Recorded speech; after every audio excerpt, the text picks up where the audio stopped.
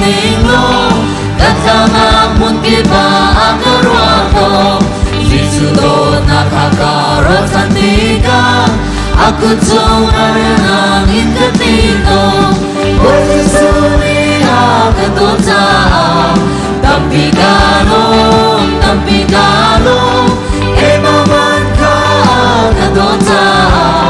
Kalumay-lumay nga Jisu akatoda makagote Dataram pangora Jisu atum Dotakin bailama anu-anu Jisu akatoda ite asito Posisuni akatota Tampiganong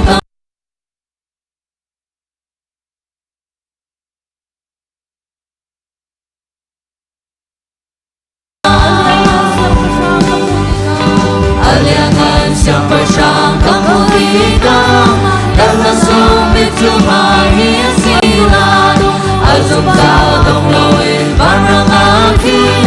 Jisuni akadot niya kasakay O Jisuni akadot tao Tampiganong Emaman ka akadot tao Kalumay-lumay nga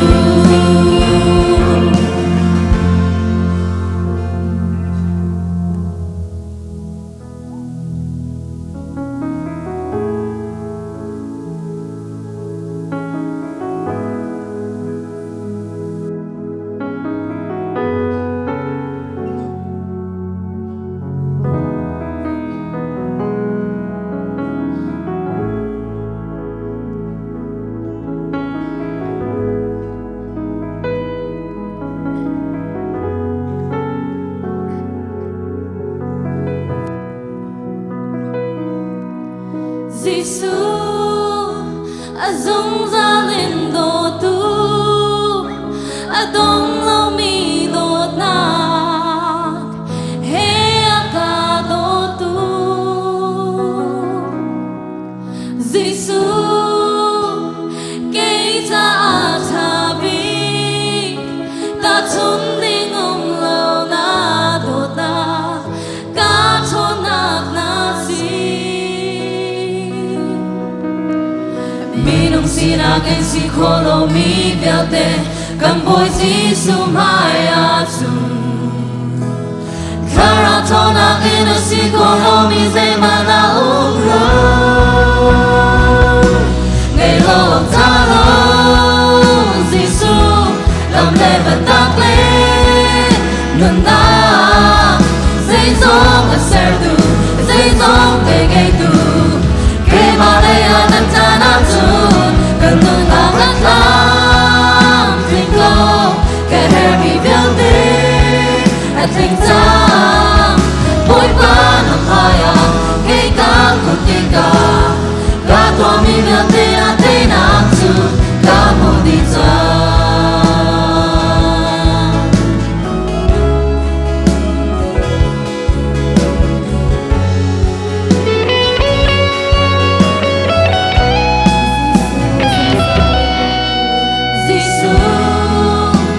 azung zalin do tu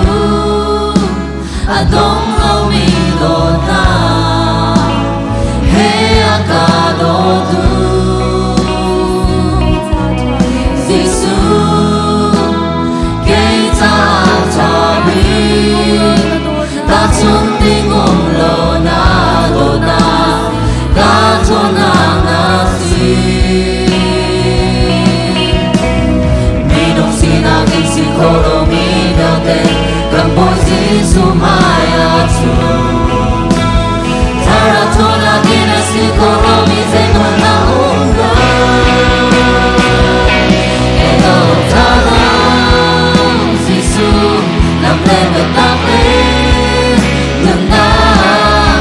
dây giông ở xe tu dây giông về ngày tu cây mà đây là đất ta nát tu cần nâng ta ngắt làm thành công kẻ hèn bị béo tê thành ta bối ba năm mai cây cá còn cây cá cá to mi béo tê nát tu cá mồ đi ra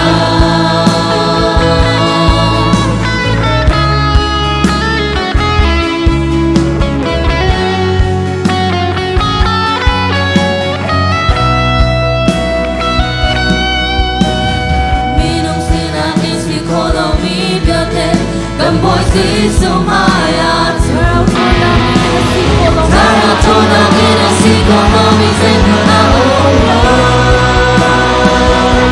ngày lo ta lo Giêsu